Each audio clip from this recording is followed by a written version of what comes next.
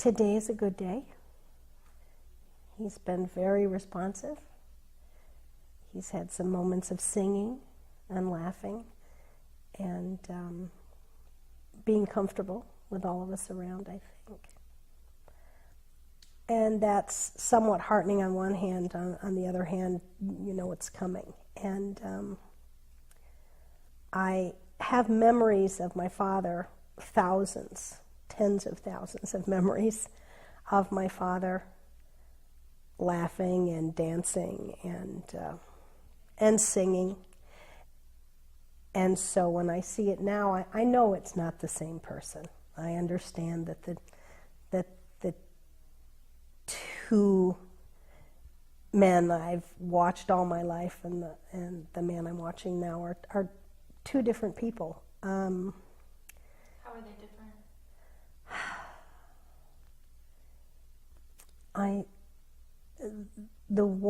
I still feel very connected to your grandpa now, to my daddy now. I still feel connected to him, and I still know who he is. But I know he's not sharing the same memories I'm sharing now, like we always did.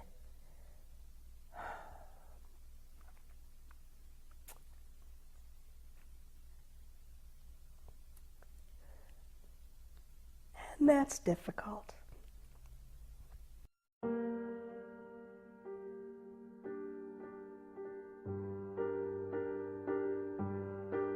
The best part of it all was something Ann and I talked about too. The fact that, you know, when you have Alzheimer's, sometimes you get real nasty and mean. And there were moments when Grandpa did. So you don't react when they do that. And I mean, that's what you're told not to do. Change the subject, do anything. But with your grandpa, as soon as he'd done it, he'd say, "Oh, I shouldn't do that to you, Doris. You know, you've been too good to me. What would I do without you?" and everything. And, you know, in a way, Alzheimer's brought out his true self.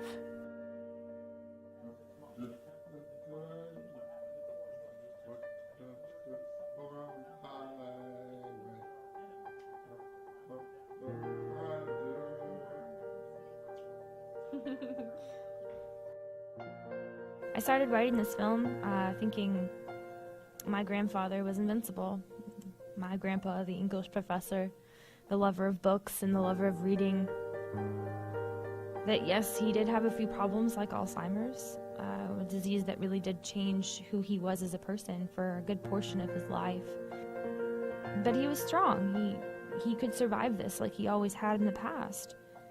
That he'd live to see my graduation, that he'd live to see my sister's wedding, and maybe one day he'd have the strength to even walk outside and enjoy the occasional good Texas weather. I guess in complete naivete and wishful hoping, I'd have my grandpa forever. He died a week after I started filming this. Oh, I know. And you're the best there is. Thanks, Grandpa. Yes. You're just like your dad. Like your uncle. Like you. I'm just like you. Yeah. I think it was just getting worse. We always knew.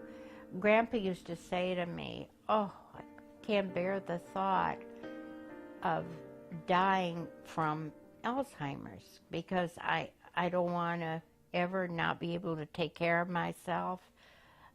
By that he meant go to the bathroom by himself, and not know you and my family, and I always told him not to worry. His heart would take him before Alzheimer's did.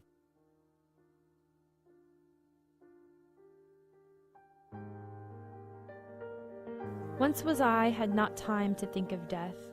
Too often had I seen him kneeling, dumb, to listen for the one last whispered breath of one who fallen could not but succumb.